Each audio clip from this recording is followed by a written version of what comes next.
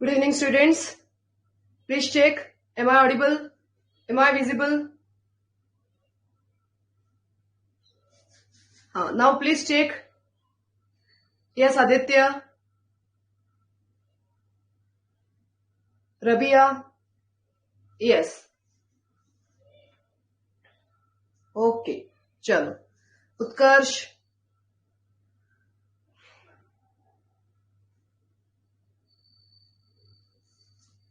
So, good evening, students. So let's continue our topic, that is periodic classification of element. तो last lecture में हमने कुछ introductory part के बारे में पढ़ा था regarding the periodic classification of elements. उसमें हमने बहुत सारे इंपॉर्टेंट टर्मिनोलॉजीज भी देखी थी.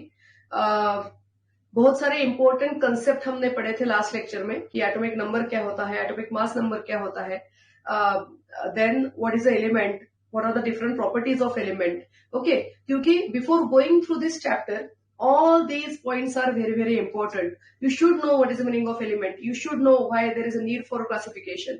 You should know what is the meaning of atomic number, what is the meaning of atomic mass number. Okay, element के बारे में बहुत सारी प्रॉपर्टीज आपको पहले से पता होनी चाहिए before going through the classification. Okay, तो होपफुली आपको सब बातें अच्छे से समझ आ गई होगी जो भी हमने लास्ट 2 लेक्चर में डिस्कस किया था. और अभी हम प्रॉपर क्लासिफिकेशन की हिस्ट्री देख रहे हैं कि how this classification of element starts, और एक के बाद एक कैसे कैसे डिफरेंट डिफरेंट थियरीज आई जिन्होंने ये एक्सप्लेन किया कि हम एलिमेंट्स को कैसे क्लासिफाई कर सकते हैं. जिसमें सबसे पहली थियरी थी was a Dobereiner's triads, that is a group of 3 elements. Okay, जिसमें हमने ये पढ़ा कि the atomic masses, the average atomic masses of the first and the third element is the atomic mass of the middle element. Okay, तो हमने देखा कि Dobereiner ने कुछ 3 एलिमेंट्स के ग्रुप किए थे according to their chemical and physical properties, and then ही ऑब्जर्व दैट कि जो मिडल एलिमेंट का जो एटॉमिक मास है वो एवरेज एटॉमिक मास है 2 एलिमेंट का, which is the first and the third one. Okay, तो इसमें हमने कुछ एग्जांपल्स भी देखे थे और डोबेराइनर्स ट्रायड्स के ड्रॉबैक भी देखे थे. तो जितने भी पॉइंट्स मैंने आपको बताए हैं बच्चों, वो सब आपको अच्छे से क्लियर है? Any doubt, any confusion?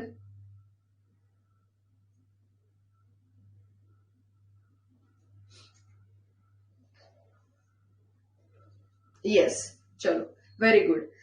तो अभी हम स्टार्ट करेंगे नेक्स्ट थ्योरी. तो चलो, एक तो पहले साइंटिस्ट ने जो अटेम्प्ट किया था, because although Dobereiner's triads was one of the failed theory regarding the classification of elements, बहुत ही कम ऐसे एलिमेंट्स थे जिन्होंने Dobereiner's triads theory को फॉलो किया. लेकिन फिर भी जो कंसेप्ट उन्होंने इंट्रोड्यूस किया, जो आइडिया उन्होंने इंट्रोड्यूस की, it plays a very very important role. क्योंकि जैसे कि उन्होंने सबसे पहले ये अटेम्प्ट किया कि हम एलिमेंट्स का क्लासिफिकेशन कर सकते हैं according to their properties. So this itself is a very big idea, and because of that now we are having a periodic table in which we classify the element according to their physical and chemical properties. Okay, तो Dobereiner theory तो fail हो गई थी क्योंकि कुछ कुछ element ही follow कर रहे थे डोबेराइनर ट्रायड्स को, मैक्सिमम एलिमेंट्स फॉलो नहीं कर रहे थे. तो उसके बाद में क्या हुआ, तो after Dobereiner triad it was a Newlands Octave, जो एक थ्योरी है जिसमें हम देखेंगे कि how Newland try to classify the elements. Okay, so let's start the next theory regarding the classification of elements. Okay, so हम बात कर रहे हैं periodic classification of elements.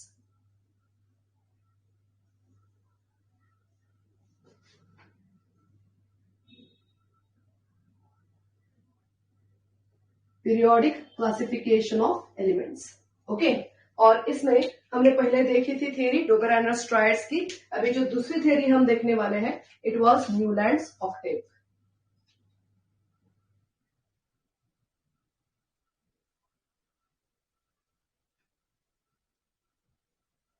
Okay, चलो बच्चों, विजिबिलिटी अच्छी है? Is it okay visibility?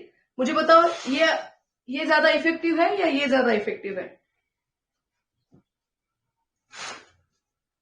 Yes, which one is good? ये क्लियरिटी अभी अच्छी लग रही है कि पहले की अच्छी थी? Now it is okay? Okay okay, चलो ओके। देखो, तो न्यूलैंड्स ऑक्टेव, अभी देखो द नेम इटसेल्फ सजेस्ट, हमने पहली थ्योरी देखी थी Döbereiner's triads. Triads means a group of 3 elements. अभी बात कर रहे हैं यहाँ पे octaves. Oct, oct means the 8 elements. तो यहाँ पे न्यूलैंड ने एलिमेंट्स का जो क्लासिफिकेशन किया था, उन्होंने उसमें ग्रुप ऑफ 8 के बारे में, तो उन्होंने एक्चुअल ग्रुप ऑफ 8 नहीं किया था, लेकिन 8 elements, how the 8th element shows the similar property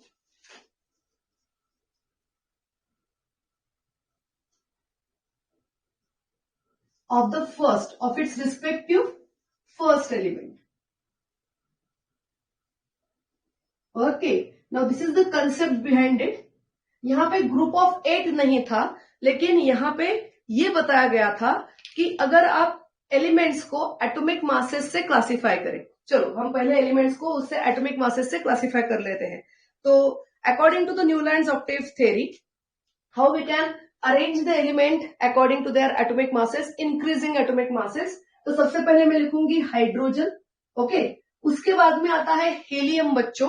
लेकिन न्यूलैंड्स ऑक्टेव जब तक आया था, ये थ्योरी जब आई थी, तब तक नोबल गैसेस डिस्कवर नहीं हुए थे, जो इनर्ट गैसेस रहते हैं। इनर्ट गैसेस मतलब देखो, helium, neon, argon, krypton, xenon, okay. यहाँ पे रेडॉन और एक भी है, तो ये भी है यहाँ पे। तो ये जो एलिमेंट्स है बच्चों, इनको नोबल गैसेस कहा जाता है। नोबल गैसेस और इनर्ट गैसेस, नोबल और इनर्ट गैसेस, ओके। अभी दोनों का मतलब क्या है समझ लो। तो इनर्ट का मतलब होता है बच्चों नॉन रिएक्टिव, ओके। ये जो एलिमेंट है ये नॉन रिएक्टिव रहते हैं। They exist in the atmosphere in the form of single atom. मैंने एलिमेंट को क्लासिफाई किया था, तब मैंने ये बात आपको बताई थी कि helium, neon, argon, krypton, xenon and radon ये नोबल गैसेस है, ये इनर्ट गैसेस है, ये नॉन रिएक्टिव गैसेस है। ये किसी भी अदर एलिमेंट्स के साथ रिएक्शन नहीं दिखाते। क्यों?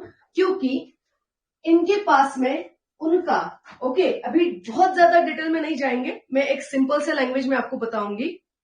These elements are non reactive, these elements are stable elements. Why? Because they are having their stable electronic configuration, stable electronic configuration, okay. और स्टेबल इलेक्ट्रॉनिक कॉन्फिगरेशन मतलब अरेंजमेंट ऑफ इलेक्ट्रॉन्स। उन atom में electrons का arrangement कुछ इस तरह से है जिसकी वजह से उनमें ऑलरेडी स्टेबिलिटी आ चुकी है। बाकी के एलिमेंट्स रिएक्शन दिखाते हैं। क्यों? क्योंकि उनके पास में स्टेबल इलेक्ट्रॉनिक कॉन्फिगरेशन नहीं होती है, इसलिए they try to attain the stable electronic configuration either by loss of electron, either by gain of electron, either by sharing of electron. So every time electron is involved in it, मतलब electronic configuration, electrons की arrangement involve in it, okay. तो उनके पास में other than the Nobel gases के जो elements होते हैं, उनके पास में स्टेबल इलेक्ट्रॉनिक कॉन्फिगरेशन नहीं होती है, इसलिए वो रिएक्शन दिखाते हैं, वो बॉन्ड फॉर्मेशन दिखाते हैं। लेकिन ये एलिमेंट्स बॉन्ड फॉर्म नहीं करते क्योंकि उनके पास में स्टेबल इलेक्ट्रॉनिक कॉन्फिगरेशन होती है।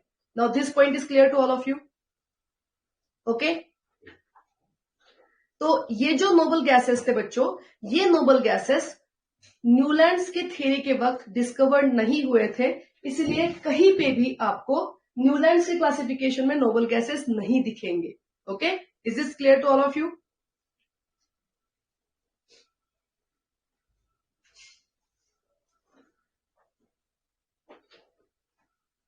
यस, चलो।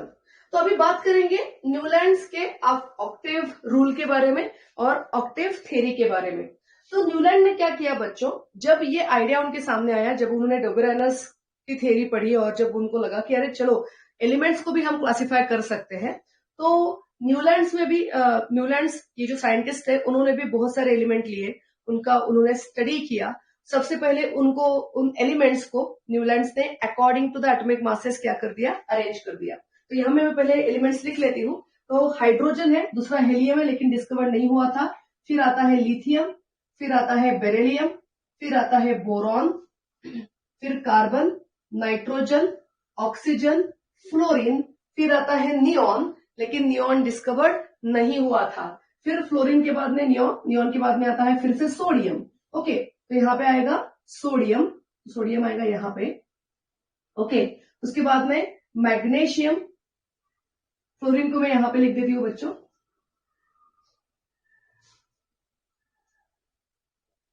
सोडियम, मैग्नीशियम, एल्यूमिनियम,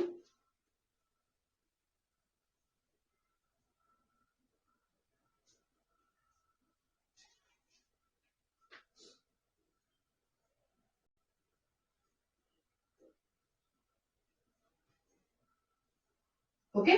तो ये कुछ एलिमेंट्स है जब न्यूलॉन्स के वक्त डिस्कवर्ड हुए थे। So those are nothing but hydrogen, lithium, beryllium, boron, carbon, nitrogen, oxygen, fluorine, then sodium, magnesium, aluminium, silicon, phosphorus, sulphur, chlorine, potassium and calcium. Okay, अभी न्यूलैंड्स ने क्या ऑब्जर्व किया? तो न्यूलैंड्स ने ये ऑब्जर्व किया कि अगर हमने एलिमेंट्स को according to their atomic masses arrange किए तो every eighth element respective its first element. इसका मतलब क्या? तो सपोज अगर मैंने सबसे पहले हाइड्रोजन को कंसिडर किया फर्स्ट एलिमेंट, तो हाइड्रोजन का एथ एलिमेंट कौन आता है? तो suppose this is the first, second, third, fourth, fifth, six, seven और ये आ गया एथ एलिमेंट। तो फ्लोरीन की तरह, तो हाइड्रोजन और फ्लोरीन के जो प्रॉपर्टीज है बच्चों वो सिमिलर तरह के हो जाते हैं। ऑब्वियसली जब उन्होंने नंबर ऑफ प्रॉपर्टीज को ऑब्जर्व किया उसके बाद में उन्होंने स्टेटमेंट किया। कैसे? देखो, हाइड्रोजन कैसे एग्जिस्ट करता है? Hydrogen exist in the form of H2 molecule, तो फ्लोरीन भी एग्जिस्ट करता है in the form of F2 molecule. बात आई समझ में? हाइड्रोजन रिएक्ट होता है सोडियम से in the form of NaH, in the formula NaH। In the same manner sodium भी रिएक्ट होता है फ्लोरीन से विद द सेम फॉर्मूला। बात समझ में आ रही है सबको? All of you getting my point? Yes. तो यहां पे उन्होंने ये ऑब्जर्व किया कि हाइड्रोजन और फ्लोरीन के प्रॉपर्टीज क्या है? सेम है। उसके बाद में उन्होंने लिया लिथियम, हाइड्रोजन का सेकंड एलिमेंट है लिथियम, लिथियम का एथ एलिमेंट कौन होगा?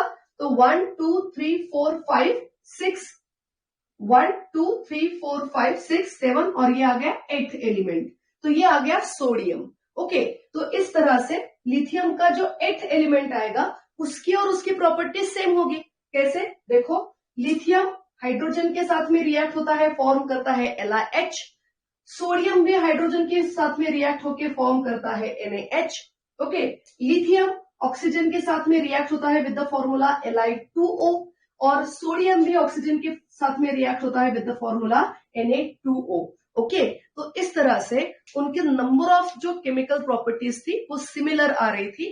तो यहां पे हर एक एलिमेंट का जो रिस्पेक्टिव एथ एलिमेंट है उनकी प्रॉपर्टीज वैसे ही सिमिलर आ रही थी। फॉर एग्जाम्पल बेरिलियम की सिमिलर प्रॉपर्टी आ रही थी मैग्नीशियम के साथ में। कैसे? तो बेरिलियम फॉर्म करता है BeCl2, तो मैग्नीशियम भी फॉर्म करता है MgCl2। समझ में आ रही है सब बच्चों को बात? बेरिलियम ऑक्सीजन के साथ में रिएक्ट होके फॉर्म करता है BeO और मैग्नीशियम ऑक्सीजन के साथ में रिएक्ट होके फॉर्म करता है MgO। ओके, तो देखो जनरली मैं जो केमिकल प्रॉपर्टीज ले रही हूं बच्चों, this all are the formation of the hydrides and oxides, और you can say that reactivity with hydrogen and reactivity with oxygen. तो ये बहुत ही कॉमन सी प्रॉपर्टीज है किसी भी एलिमेंट की जो रिएक्टिविटी दिखाते हैं हाइड्रोजन और ऑक्सीजन के साथ में। तो अगर मैंने लिथियम को हाइड्रोजन के साथ में रिएक्ट किया और सोडियम को हाइड्रोजन के साथ में रिएक्ट किया तो वो सेम मैनर से रिएक्ट हो रहे थे। In the same manner when they react with the oxygen, they react with the oxygen with the same formula। कैसे? देखो, अगर इनका हमने जनरल हाइड्राइड का फॉर्मूला निकाल दिया तो वो क्या फॉर्म होगा बच्चों? EH, E stands for the element। Okay, और यहां पे ऑक्साइड का फॉर्मूला निकाला तो वो फॉर्म होगा E2O। समजते हैं ना सगळ्यांना मी काय सांगते? तर all of you getting my point?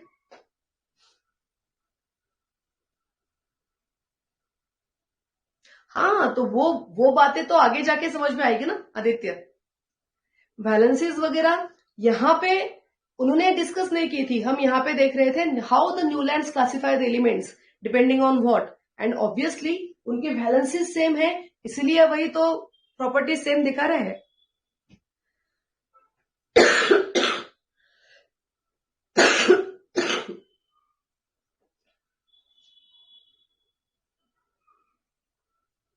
Yes, मैंने इनका एक जनरल फॉर्मूला निकाला। मतलब क्या कि ये जो सेम एलिमेंट्स है लिथियम एंड सोडियम, अगर ये हाइड्रोजन के साथ में रिएक्ट हो गए तो उनका बेसिक फॉर्मूला क्या होगा वो मैं बता रही हूं। ई स्टैंड्स फॉर एलिमेंट। ओके, तो एलिमेंट कौन से होंगे यहाँ पे, फर्स्ट एलिमेंट और उसका रिस्पेक्टिव एथ एलिमेंट। ओके, तो वो जो फर्स्ट एंड एथ एलिमेंट होगा वो हाइड्रोजन के साथ में लिथियम और सोडियम के बारे में अगर हमने उनका जनरल फॉर्मूला निकाला तो लिथियम और सोडियम को हमने रिप्रेजेंट किया विद द लेटर ई से। ओके, और हाइड्रोजन को, hydrogen which is one hydrogen that is reactivity with hydrogen, तो लिथियम और सोडियम का जनरल फॉर्मूला क्या होगा हाइड्रोजन के साथ में रिएक्ट होने का, that is E and H. वैसे ही ऑक्सीजन का जनरल फॉर्मूला क्या होगा, E2O for lithium and sodium.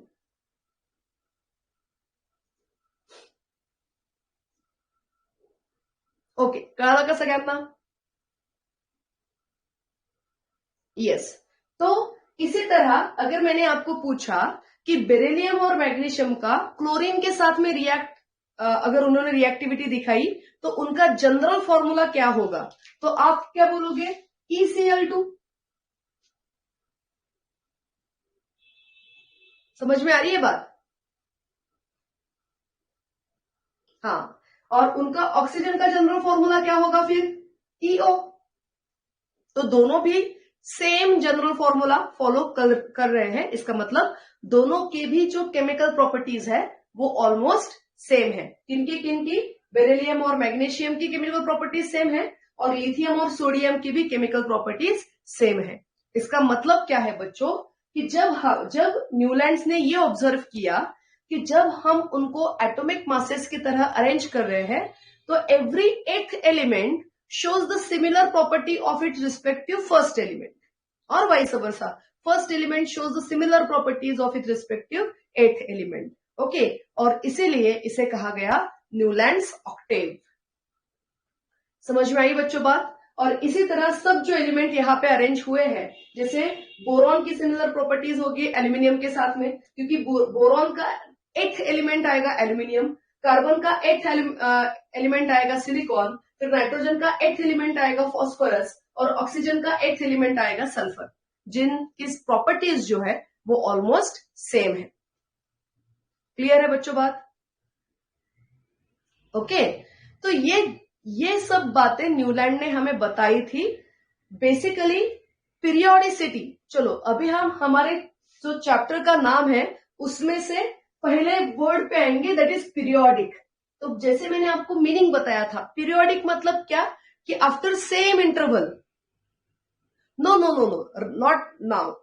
Okay Utkarsh, आपको मेंडेलियस पीरियोडिक टेबल में जनरल फॉर्मूलाज लर्न करने पड़ेंगे। General formulas will help you, और लर्न करने की जरूरत नहीं है। If you know the valencies you can nicely memorise the general formula.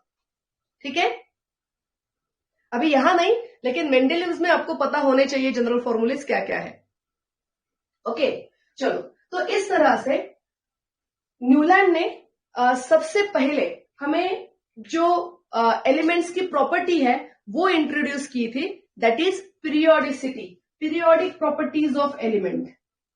तो पीरियोडिक प्रॉपर्टीज ऑफ एलिमेंट, ये जो कंसेप्ट है ये बच्चों, ये सबसे पहले इंट्रोड्यूस किया था न्यूलैंड ने, नॉट मेंडेलीव ने। बात समझ में आई सबको? ओके, कि एलिमेंट्स की जो प्रॉपर्टी है वो पीरियोडिक इन फंक्शंस है। मतलब अगर आप इसको पहला पकड़ोगे तो उसका एथ एलिमेंट उसका सेम होगा, मतलब पीरियोडिक आ गया। तो after interval of a seventh element जो एथ एलिमेंट आएगा उसकी प्रॉपर्टीज और फर्स्ट एलिमेंट की प्रॉपर्टीज सेम होगी।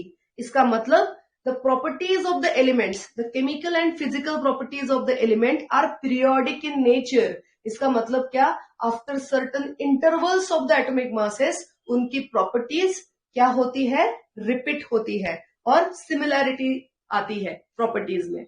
समझ में आई बच्चों बात? तो ये जो पीरियोडिसिटी है, ये जो पीरियोडिक फंक्शंस ऑफ एलिमेंट है, ये सबसे पहले हमें इंट्रोड्यूस किया था न्यूलैंड ने। क्लियर है बच्चों बात?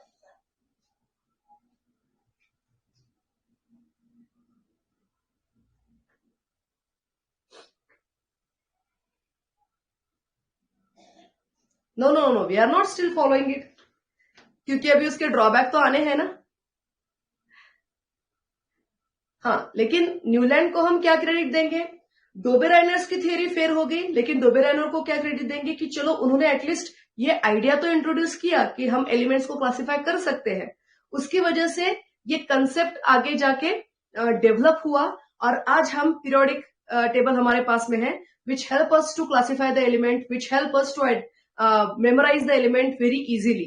ओके, न्यूलैंड को क्या क्रेडिट जाएगा? Although there are number of drawbacks for the Newlands octave theory, लेकिन what is the main thing which is a very very important regarding the Newlands octave is कि उन्होंने elements की properties periodic है, ये सबसे पहले बात हमें इंट्रोड्यूस कराई कि एलिमेंट्स की जो प्रॉपर्टीज है वो रिपीटेडली क्या होते हैं, रिवाइज होते हैं, रिपीटेडली शो होते हैं, that is they are periodic in function. तो ये बात सबसे पहले सामने आई through the Newlands octave. Okay बच्चों, अभी क्लियर है सबको?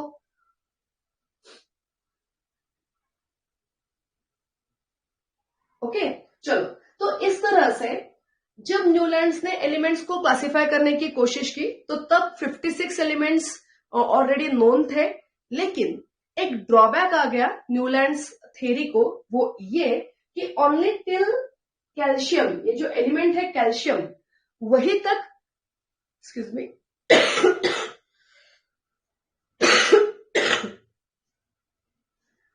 कैल्शियम तक ही ये जो न्यूलैंड्स की थ्योरी है ये फॉलो करते हैं एलिमेंट्स। उनके बाद में एलिमेंट्स जो आएंगे वो न्यूलैंड्स थ्योरी को फॉलो नहीं करेंगे। चलो, थोड़े ड्रॉबैक हम बाद में डिस्कस करते हैं, थोड़े एक दो पॉइंट्स हैं रिगार्डिंग टू दिस, वो मैं आपको पहले एक्सप्लेन कर देती हूँ। तो जब आप आपका टेक्स्ट बुक पढ़ते हो बच्चों, तो वहां पे जनरली आपको ये दिखता है कि न्यूलैंड ने ये बताया कि जैसे म्यूजिकल नोट्स होते हैं, सारे गम प ध नि सा, ओके, तो पहला भी सा है और 8th जो नोट आता है म्यूजिक में वो भी सा है। इसका मतलब क्या है? That first musical note is similar with its 8th musical note. Okay, तो द फैक्ट इज ये हमें न्यूलैंड ने नहीं बताया था, उन्होंने ये नहीं बताया था कि ये म्यूजिकल नोट की तरह है। जब न्यूलैंड की थ्योरी इंट्रोड्यूस की गई हमारे थ्योरीज में और हमारे बुक्स में, तो जो ऑथर लिख रहे थे न्यूलैंड्स ऑक्टेव थ्योरी, तो बच्चों को अच्छे से समझ में आए, तब उन्होंने न्यूलैंड्स ऑक्टेव थ्योरी को म्यूजिकल नोट के साथ में कंपेयर किया। Okay, it was not a Newland जिन्होंने ये बताया कि चलो ये देखो, ये जो है ना, ये सारेगामा पध नि सा है, डोरे माफो निसा, वो उनका जो कुछ भी लैटिन वर्ड में है वो। तो ये न्यूलैंड ने नहीं बताया था, न्यूलैंड ने सिर्फ ये बताया था कि every 8th element is periodic in function, every 8th element shows the periodicity और there is the properties of the elements are periodic in nature. तो ये सब बातें और डिफरेंट थिंग्स जो मैंने अभी आपको एक्सप्लेन की है, ये सब न्यूलैंड्स ऑक्टेव थ्योरी में आती है। लेकिन जब आपके टेक्स्ट बुक में ये सिलेबस इंट्रोड्यूस किया गया, तब जब वो ऑथर थे और जो कुछ भी ये बुक्स आपको लिख के दे रहे थे, उन्होंने ये बताया कि न्यूलैंड्स ऑक्टेव थ्योरी को आप किससे रिलेट कर सकते हो? न्यूलैंड्स ऑक्टेव थ्योरी को you can compare it with the sa re ga ma pa dha ni sa, you can compare it with the musical note, so that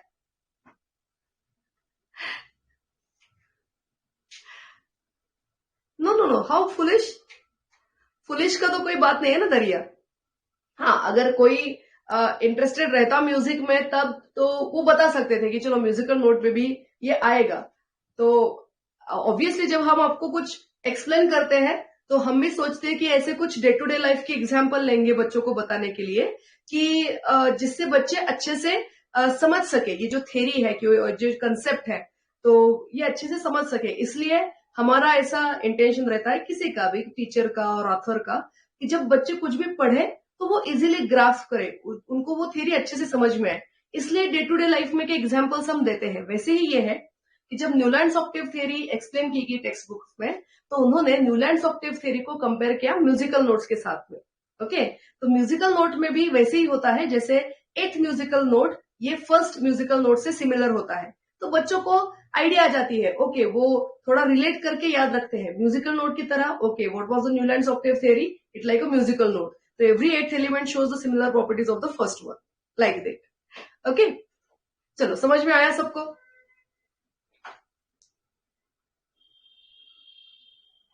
no no no no no no, नहीं, तो वहां से नहीं, उन्होंने जो प्रॉपर्टी स्टडी की थी और जब उन्होंने नंबर ऑफ थिंग्स ऑब्जर्व किए, वहां से उन्होंने ये कंसेप्ट इंट्रोड्यूस किया कि वहां से उनको ये आइडिया आया कि जो प्रॉपर्टीज है वो कुछ कुछ एलिमेंट सिमिलर दिखा रहे हैं फर्स्ट, ऑब्वियसली।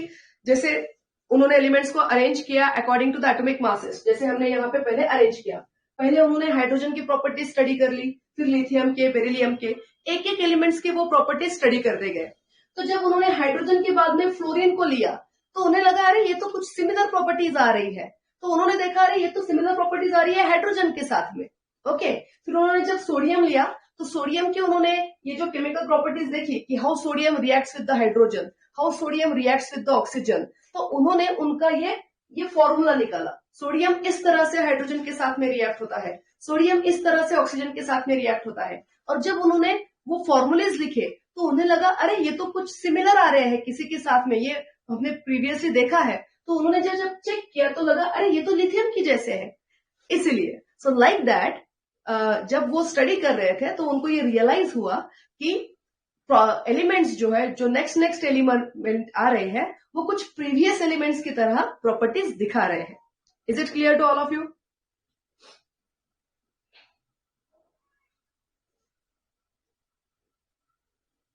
हाँ हाँ Utkarsh, I will come to that point. Okay, मैं अभी तक ड्रॉबैक पे नहीं आ रही हूँ। Okay, let me explain. मैंने अभी तक खत्म नहीं की, मैंने बोला क्या कि चलो खत्म हो गया हमारा।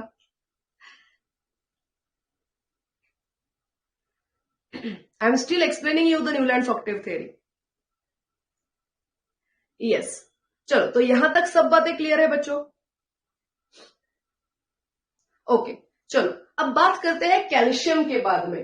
ओके, तो मैं वहीं पे आ रही थी। तो मैंने ये बताया कि न्यूलैंड्स ने जो एलिमेंट्स हमें बताए, जो रूल हमें बताया regarding the periodic properties of the element, तो वो जो प्रॉपर्टीज थे वो सिर्फ कैल्शियम तक ही फॉलो हो रहे थे। ओके, अगर आप अच्छे से ऑब्जर्व करोगे बच्चों, तो यहाँ पे आपको डोबेराइनस ट्रायड भी दिखेगा। ओके, तो अगर आप लिथियम, सोडियम, पोटेशियम को लोगे, तो यू विल ऑब्जर्व दैट कि यहाँ पे डोबेराइनस ट्रायड भी आ गया है। जब न्यूलैंड्स ने उनको इस तरह से अरेंज किया, तो यहाँ पे हमें डोबेराइनस ट्रायड भी दिखा।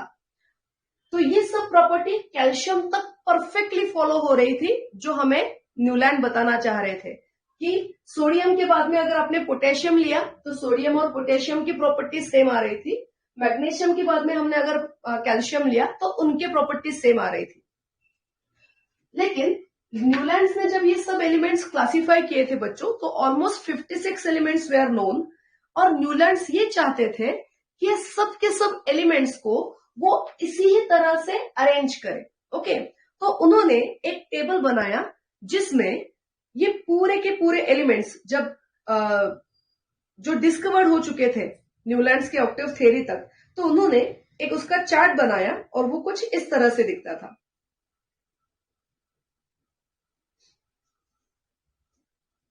ओके, सो ये दिख रहा है सबको?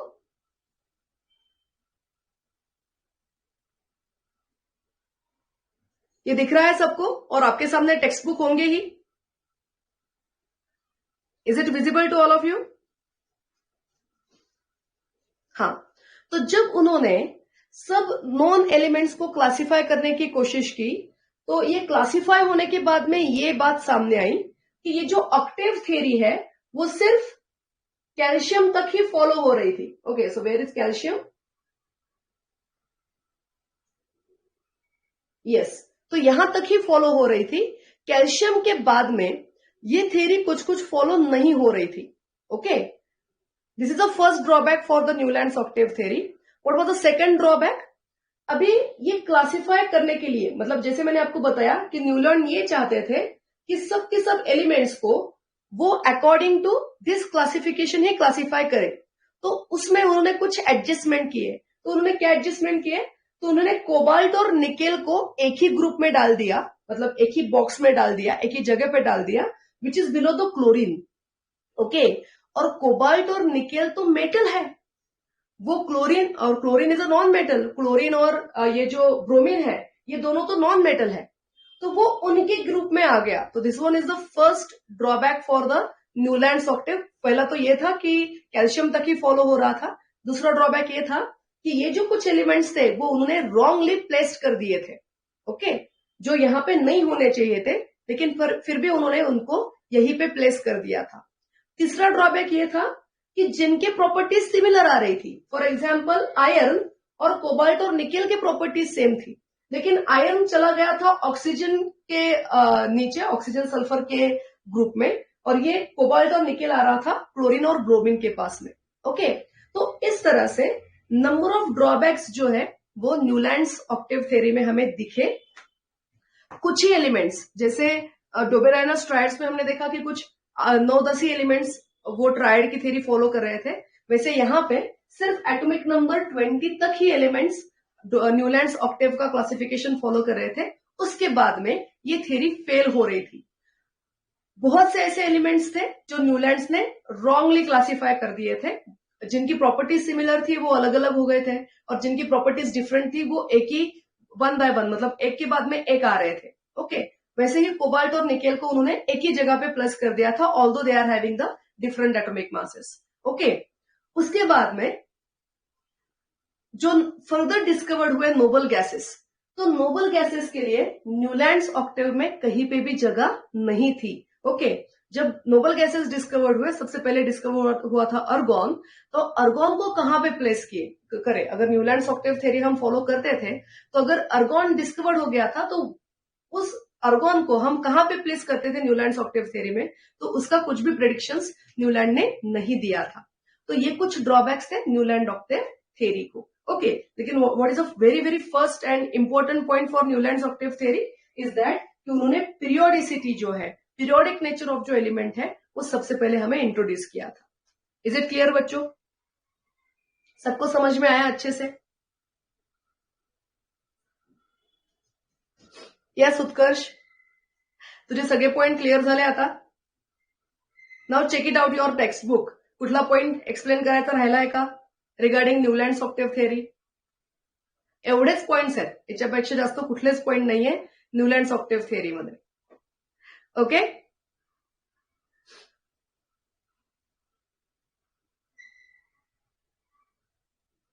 हाँ, पीरियोडिक प्रॉपर्टी मतलब कि after certain interval the property will repeat. Okay, जो प्रॉपर्टीज है वो पीरियोडिक आती है. तो पीरियोडिक का मतलब क्या है?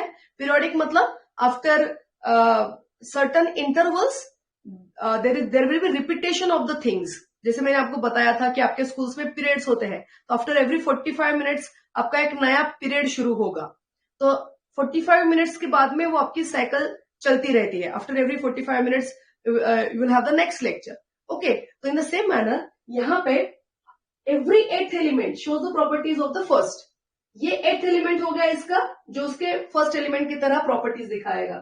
ये eighth element इसकी तरह properties दिखाएगा. तो ये हो गया periodic in function ना. तो वैसे ही सोडियम के बाद में फिर से 8 एलिमेंट जाने के बाद में सिमिलर प्रॉपर्टीज आएंगी. मैग्नीशियम की फिर से 8 एलिमेंट के बाद में calcium will show the similar properties like a magnesium. तो इसको कहा गया पीरियोडिक इन नेचर. समझ में आई बात?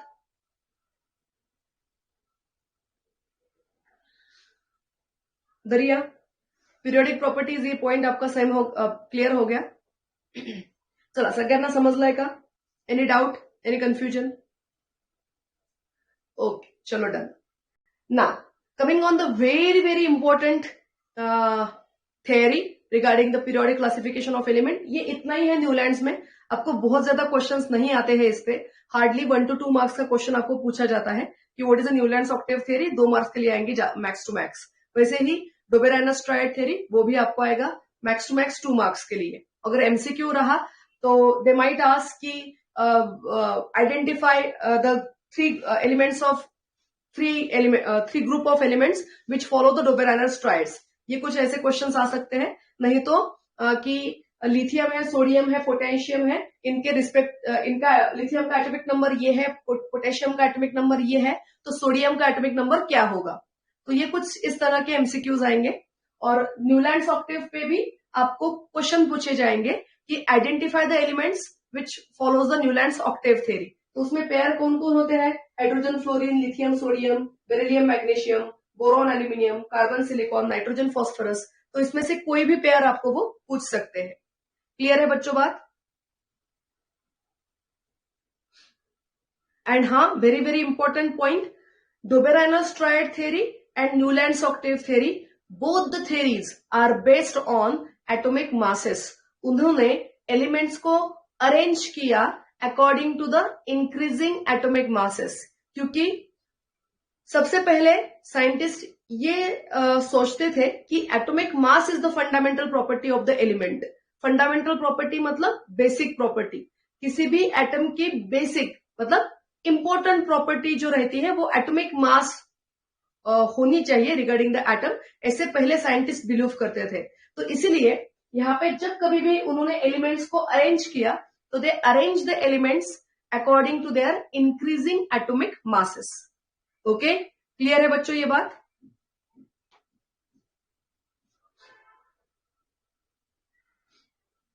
चल डन। अभी उसके बाद में बात आती है मेंडेलीव्स की।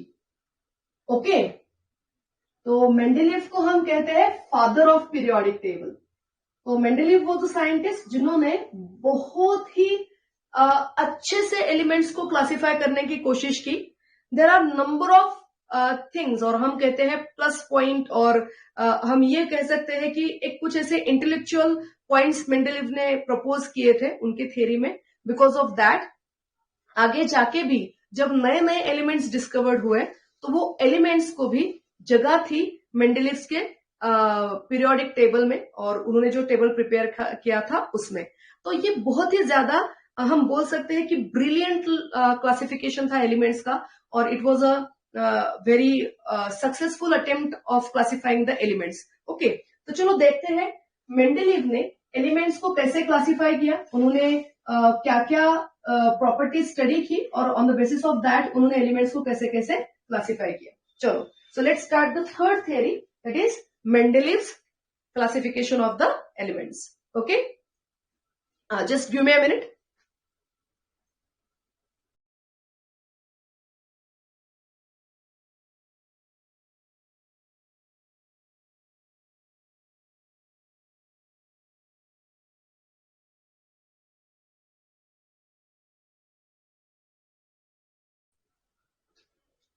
हाँ, यस, सॉरी बच्चों, now am I audible, am I visible?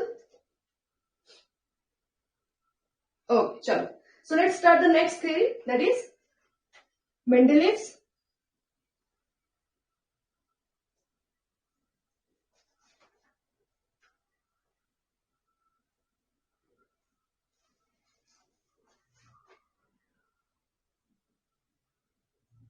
और जिसे कहा जाता है मेंडेलीव्स पीरियोडिक टेबल। ओके, अभी सबसे पहले मेंडेलीव ने क्या किया, मैं थ्योरी के बारे में बाद में बताऊंगी। मैं सबसे पहले ये बताऊंगी कि मेंडेलीव ने ये सब जो क्लासिफिकेशन ऑफ द एलिमेंट्स है ये कहां से शुरुआत की, उन्होंने कैसे कैसे प्रॉपर्टीज स्टडीज की, और by that way how he classified the element. और उसके बाद में उन्होंने एक पीरियोडिक लॉ हमें इंट्रोड्यूस किया। वो पीरियोडिक लॉ क्या है, and what was the Mendeleev's periodic table. उसके बाद में हम देखेंगे कि उन्होंने कैसे क्लासिफाई किया और मेंडेलीव्स पीरियोडिक टेबल में क्या क्या प्रॉपर्टीज थी। ओके, तो मेंडेलीव्स जो साइंटिस्ट थे उन्होंने भी सबसे पहले एलिमेंट्स को according to their atomic masses arrange किए। तो this is the way of arranging the elements कि सबसे पहले आएगा हाइड्रोजन, फिर लिथियम, फिर सोडियम, इस तरह से बेरिलियम, बोरॉन, और इस तरह से एलिमेंट्स को उन्होंने अरेंज किया according to the atomic masses. Okay, फिर मेंडेलीव ने क्या किया, उन्होंने कुछ स्पेसिफिक प्रॉपर्टीज ही स्टडीज की रिगार्डिंग द एलिमेंट्स। तो जैसे कि मैं बता रही थी बच्चों कि यहां पे भी मेंडेलीव ने सिर्फ दो ही केमिकल प्रॉपर्टीज को कंसिडर किया। ओके, सो मेंडेलीव ने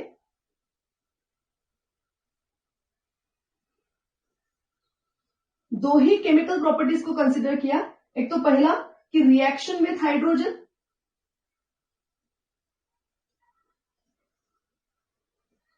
और दूसरा reaction with oxygen.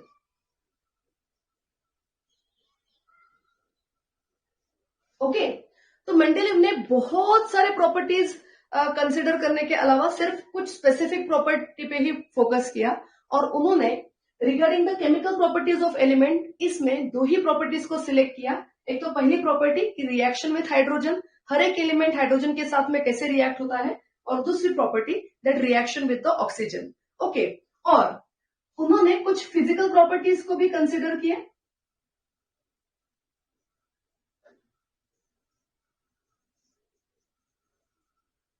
That is, the first one is the atomic masses, and the next one is the density. Okay,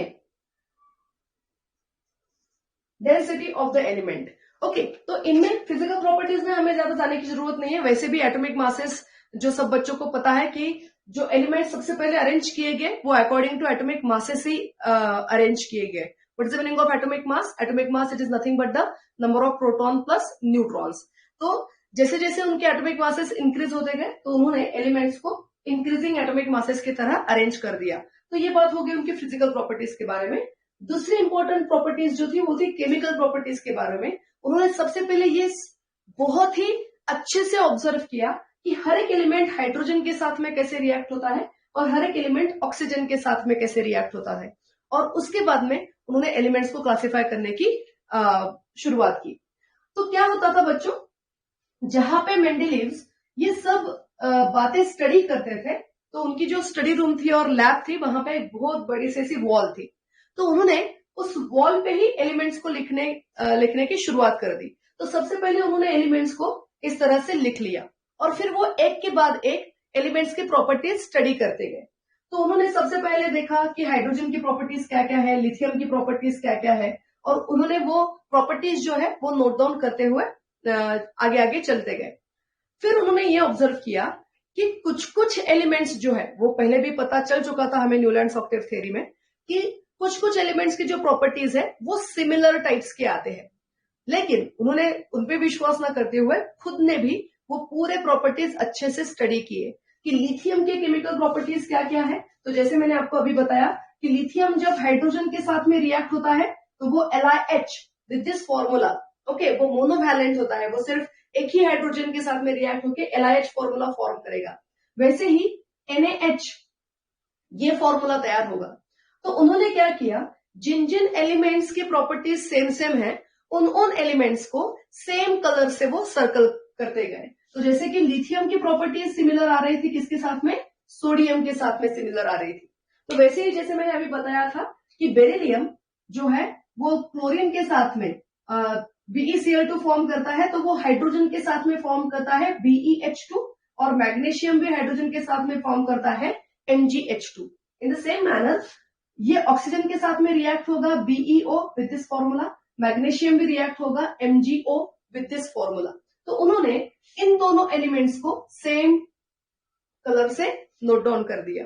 okay, तो इस तरह से जैसे जैसे जैसे जैसे उन्होंने एलिमेंट्स को स्टडी किया तो जिन जिन एलिमेंट्स की सिमिलर प्रॉपर्टीज आ रही थी उन एलिमेंट्स को वो सेम कलर से सर्कल करते गए। बात समझ में आ रही है बच्चों? क्योंकि जब मेंडेलीव ने क्लासिफिकेशन स्टार्ट किया तब कितने एलिमेंट्स नोन थे, तब 63 एलिमेंट्स नोन थे, और उन्होंने ऑल 63 एलिमेंट्स उनके वॉल पे लिख दिए थे। बात समझ में आ रही है बच्चों? All of you getting my point? तो सबसे पहले उन्होंने उनकी स्टडी रूम में जो वॉल थी उन पे पूरे एलिमेंट्स लिख दिए, जिन जिन एलिमेंट्स की सिमिलर प्रॉपर्टीज आ रही थी। कौन से? सिर्फ दो chemical properties, that is reaction with hydrogen, reaction with oxygen. जो जो सिमिलर प्रॉपर्टीज दिखा रहे थे उनको वो सेम कलर से कलर करते गए।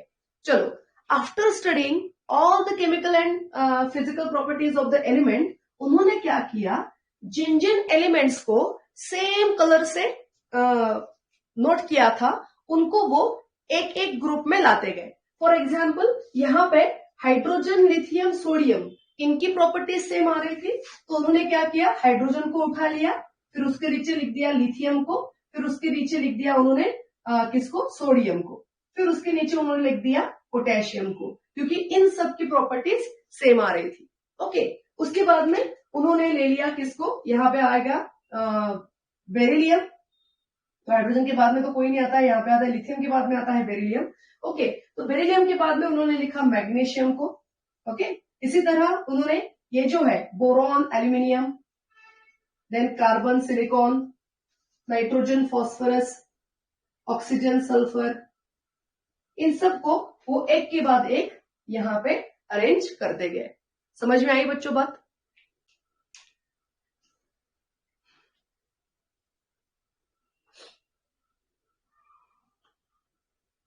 ओके, और जब वो अरेंज कर रहे थे तो वो कुछ शायद वो कुछ इस तरह से पेपर लेते होंगे, पेपर पे वो एलिमेंट्स का नाम लिखते होंगे, और फिर एक के बाद में एक वो जो ऐसा पेपर है वो ऐसे स्टिक करते गए इस तरह से,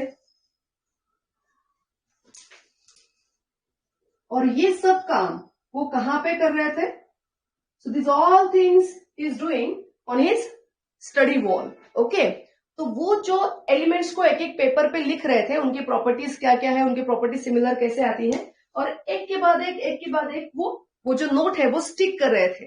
तो जब उनकी वॉल, जब उनका पूरा स्टडी कंप्लीट हो गया, जब उन्होंने सब एलिमेंट्स के प्रॉपर्टी स्टडी कर दिए, जब उन्होंने सब एलिमेंट्स को इस तरह से अरेंज कर दिया, जब उन्होंने इसकी तरफ देखा तो उनके दिमाग में आया एक आइडिया।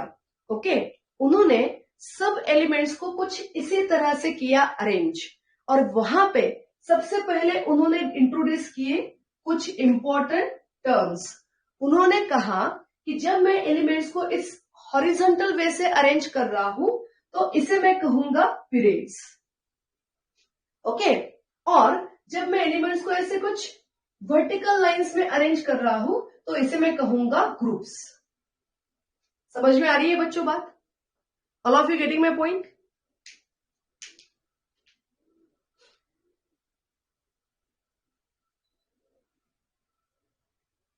ओके, तो जो एलिमेंट्स एक ही पीरियड्स में आएंगे उन सब एलिमेंट्स के होंगे what, increasing atomic masses, they are arranged according to their increasing atomic masses. और जो भी एलिमेंट्स अगर सेम प्रिंसिपल शेल में प्रेजेंट है, इसका मतलब all those elements are having same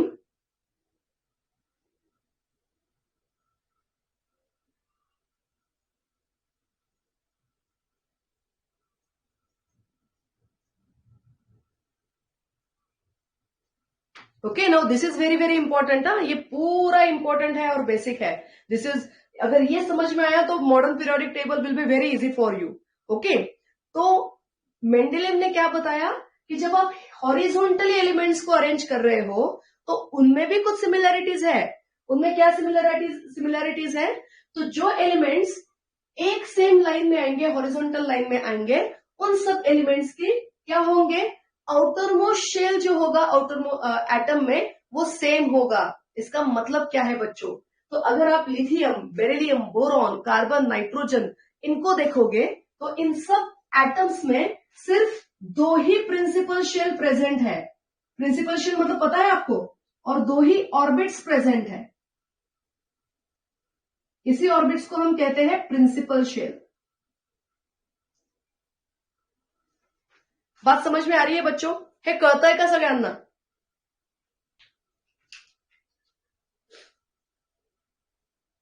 okay, याचा अर्थ काय, लिथियमचं इलेक्ट्रॉनिक कॉन्फिगरेशन काय आहे, लिथियमचा ऍटॉमिक नंबर आहे 3, याचं इलेक्ट्रॉनिक कॉन्फिगरेशन आहे 2 आणि 1। एब्सोल्युटली करेक्ट दरिया, इट इज अ के shell and L shell.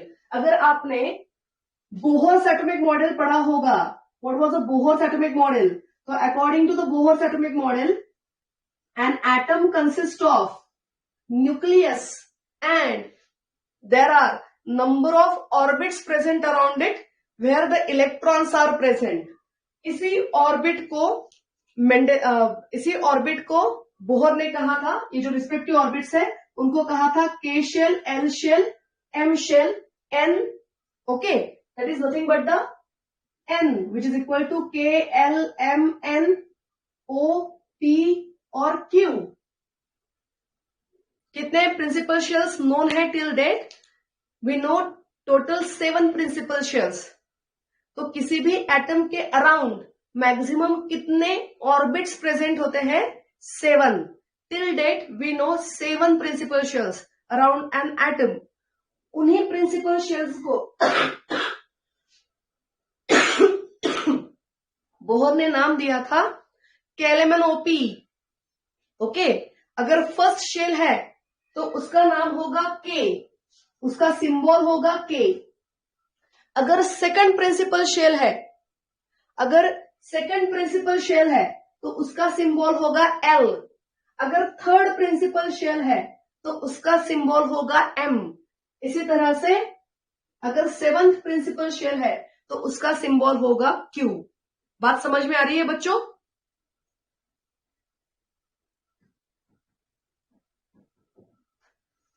Okay, अभी मुझे ये बात बताओ, आपने बोहर एटॉमिक मॉडल पढ़ा है ना?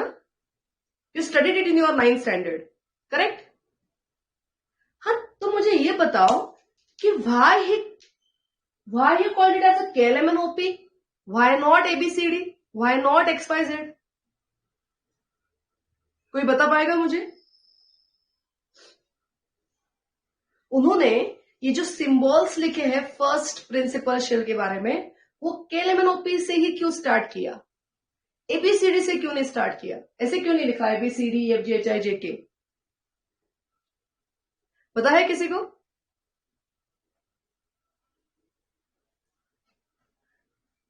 ओके, नहीं, ये आपको टेक्स्ट बुक में कहीं भी नहीं मिलेगा. This is what we call it as interesting facts. इसे हम कहेंगे अंडर इंटरेस्टिंग फैक्ट्स. तो बेसिकली जब बोहर ने ये आइडिया इंट्रोड्यूस किया, actually it is based on Rutherford's atomic model.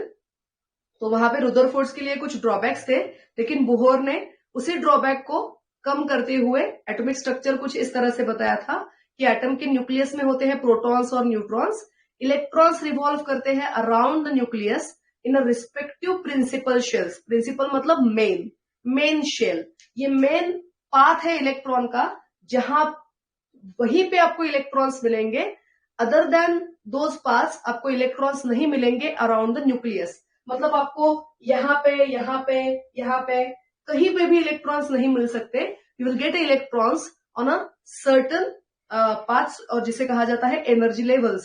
This is the first energy level जहां पे आपको इलेक्ट्रॉन्स मिलेंगे. This is the second energy level जहां पे आपको इलेक्ट्रॉन्स मिलेंगे. This is the third energy level जहां पे आपको इलेक्ट्रॉन्स मिलेंगे. ऐसे कितने एनर्जी लेवल्स पता है हमें आज तक? तो 7 एनर्जी लेवल्स पता है.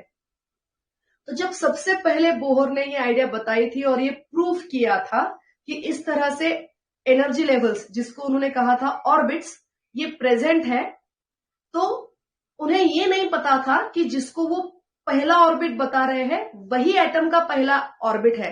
उनको ऐसा लगा शायद इस पहले ऑर्बिट के अंदर भी कुछ ऑर्बिट प्रेजेंट हो सकते हैं, और जिसे वो लास्ट ऑर्बिट कह रहे हैं उसके बाद में भी कुछ ऑर्बिट्स हो सकते हैं. ओके, तो इसलिए उन्होंने ABCD से नहीं स्टार्ट किया, उन्होंने KLMNOP से स्टार्ट किया. तो उनको ऐसा लगा कि अगर इसके अंदर कुछ ऑर्बिट्स प्रेजेंट होंगे तो इसके पहले के अल्फाबेट आएंगे. इंटरेस्टिंग. अगर बाद में कुछ ज्यादा एनर्जी लेवल वाले पता चल गए तो Q के बाद में के अल्फाबेट्स आएंगे. लेकिन जब फर्दर स्टडीज हुए, जब पता चला कि नहीं, जो बोहर ने पहली एनर्जी लेवल बताई है वही एटम में पहली एनर्जी लेवल है, उसके अंदर कोई भी एनर्जी लेवल नहीं है. लेकिन on the honour of his discovery हमने यही नाम अभी तक ऑर्बिट्स को रखे हैं, दैट इज KLMNOP. क्लियर है बच्चों बात? हाँ, ओके. तो ये तो 9th में हो गया. तो ये तो आपको पता होना चाहिए कि किसी भी एटम में इस तरह से ऑर्बिट्स प्रेजेंट रहते हैं. तो जब ये सब टेबल मेंडलीव्स के सामने आया तो उन्होंने ये ऑब्जर्व किया कि जितने भी एलिमेंट्स रिस्पेक्टिव हॉरिजॉन्टल लाइंस में प्रेजेंट है उन सब एलिमेंट्स का आउटर मोस्ट शेल सेम होगा। ओके, इसका मतलब कि लिथियम में भी दो प्रिंसिपल शेल है, दो ऑर्बिट है, के और एल। क्यों? क्योंकि लिथियम का एटॉमिक नंबर है 3, के शेल की कैपेसिटी होती है 2 इलेक्ट्रॉन्स के लिए, तो ये चले गए के में और उसके बाद में के इलेक्ट्रॉन्स चले गए एल में। इसी तरह अगर आप बेरिलियम का एटॉमिक नंबर देखोगे तो वो है 4 और इसका इलेक्ट्रॉनिक कॉन्फ़िगरेशन होगा 2 and 2। वैसे ही बोरॉन का होगा 2 and 3, इसका होगा 2 and 4, 2 and 5, 2 and 6। तो ये सब एलिमेंट में कितने मेन शेल्स प्रेजेंट है, कितने ऑर्बिट्स प्रेजेंट है? 2। क्लियर है बच्चों बात?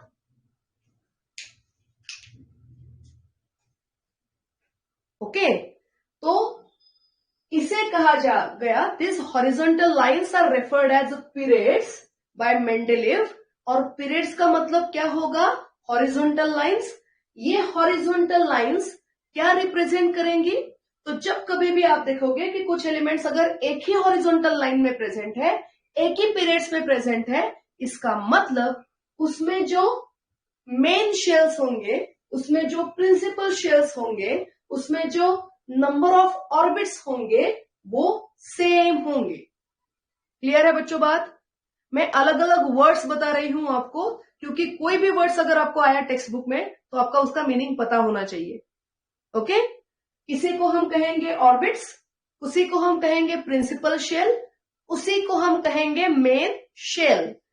इन सब का मतलब क्या है? ये circular paths around the nucleus, जहां पे इलेक्ट्रॉन्स रिवॉल्व करते हैं न्यूक्लियस के अराउंड। क्लियर है बच्चों बात? ओके, तो उसी तरह अगर आप नेक्स्ट हॉरिजॉन्टल लाइन देखोगे जिसमें है sodium, magnesium, aluminium, silicon etcetera, तो सोडियम का एटॉमिक नंबर क्या है बच्चों? तो सोडियम का एटॉमिक नंबर है 11, उसका इलेक्ट्रॉनिक कॉन्फ़िगरेशन होगा 281। ओके, 281। इसका मतलब ये 2 इलेक्ट्रॉन्स होंगे के शेल में, ये 8 इलेक्ट्रॉन्स होंगे एल शेल में और ये 1 इलेक्ट्रॉन होगा एम शेल में। ओके, मैग्नीशियम का इलेक्ट्रॉनिक कॉन्फ़िगरेशन है 282। उसके बाद में कैल्शियम का इलेक्ट्रॉनिक कॉन्फ़िगरेशन है 28 दैट इज 22, वो 882 लेते हैं हम, इस तरह से।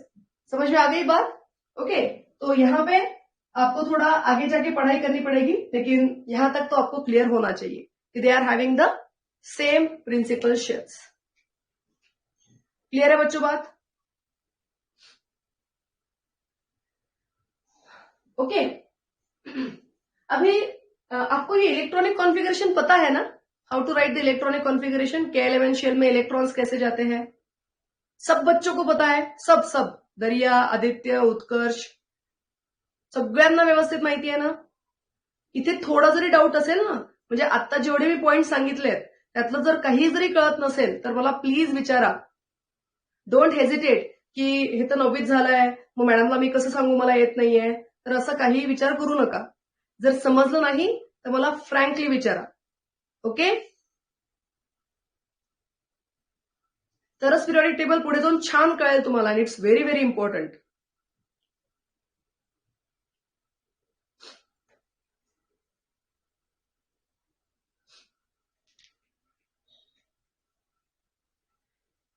ओके, एनी डाउट बच्चों? अभी तक जितना भी पढ़ा है उसमें कुछ डाउट है? ओके, चलो ग्रेट। तो अभी ये हो गए पीरियड्स के बारे में, अभी बात करते हैं ग्रुप्स के बारे में। तो अभी मेंडेलीव ने कहा तो ये तो हो गया हॉरिजॉन्टल रोज के बारे में। अभी वर्टिकली जो आते हैं, वर्टिकल लाइंस में जो आएंगे, वर्टिकली जो लाइंस में एलिमेंट्स आते हैं, उन्हें उनको उन ग्रुप्स को, मतलब उन वर्टिकल लाइंस को मेंडेलीव ने क्या कहा? मेंडेलीव ने कहा groups.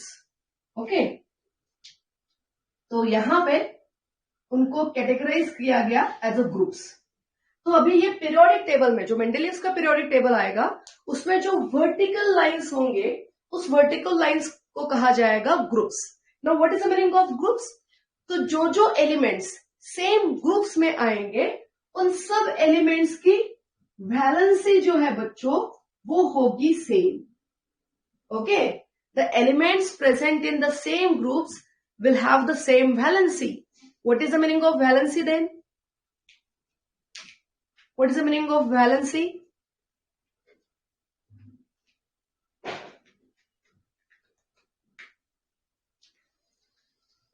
What is the meaning of valency?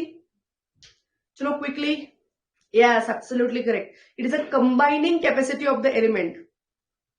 कोई भी एलिमेंट मैक्सिमम कितने बॉन्ड्स फॉर्म कर सकता है, whether it is ionic bond और कोवेलेंट बॉन्ड। जैसे कि सोडियम है, ये एक ही आयोनिक बॉन्ड फॉर्म करेगा, मैग्नीशियम 2 आयोनिक बॉन्ड फॉर्म करेगा। उसके बाद में carbon will form the 4 covalent bond, तो नाइट्रोजन जो है वो 3 ही कोवेलेंट बॉन्ड फॉर्म करेगा। That is called as a combining capacity. इसे और दूसरे लैंग्वेज में कहा जाता है the number of unpaired electrons present in the outermost shell. जितने अनपेयर्ड इलेक्ट्रॉन्स होंगे उतनी उनकी कंबाइनिंग कैपेसिटी होंगी। ओके, तो इसी तरह से हर एक एलिमेंट, देखो हाइड्रोजन जो है, हाइड्रोजन की कंबाइनिंग कैपेसिटी कितनी है? 1। तो लिथियम भी सेम ग्रुप में है, उसकी भी कंबाइनिंग कैपेसिटी है 1। ये एक ही आयोनिक बॉन्ड फॉर्म करता है। जैसे कि हम बोलेंगे कि चलो H बॉन्डेड विथ H, तो हाइड्रोजन ने एक ही बॉन्ड फॉर्म किया। Lithium Li bonded with H, तो यहाँ पे आयोनिक बॉन्ड होगा लेकिन वो भी सिर्फ एक ही हाइड्रोजन के साथ में कंबाइन होता है। NaH also combined with only one hydrogen. KH it also combines with only one hydrogen. That means इन सब एलिमेंट्स की कंबाइनिंग कैपेसिटी जो है वो सेम होगी। That is a groups, group represent the valencies. In the same manner BeCl2 होगा तो MgCl2 होगा, वैसे ही CaCl2 होगा। समझ में आ रही है बच्चों बात? ओके, अगर ये BeH2 फॉर्म करेगा तो ये MgH2 फॉर्म करेगा और ये CaH2 फॉर्म करेगा। ओके, अगर कार्बन के बारे में पूछा जाए तो carbon reacts with hydrogen to form the 4 covalent bond, तो वो मैक्स टू मैक्स 4 हाइड्रोजन के साथ में रिएक्टिविटी दिखाएगा, that it will form the CH4। Silicon भी फॉर्म करेगा SiH4। तो इसका मतलब इन सब एलिमेंट्स की कंबाइनिंग कैपेसिटी सेम होगी जो सेम ग्रुप में होंगी। क्लियर है बच्चों बात?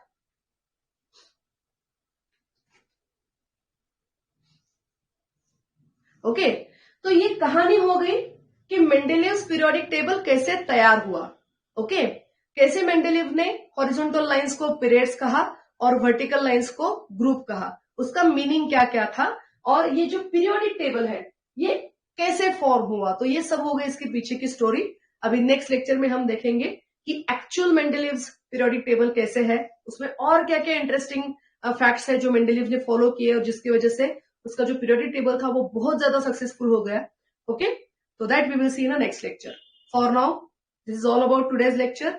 Okay, and Happy New Year to all of you in advance. Wow, ma'am, because of you, I am loving chemistry. Okay, thank you. Thank you, dear. Thank you very much. Thank you so much. Yes. चलो, तो Happy New Year in advance to all of you. हम मिलते हैं अभी अगले साल में। Yes yes, चलो बाय बाय बाय बाय। या चलो बाय बाय।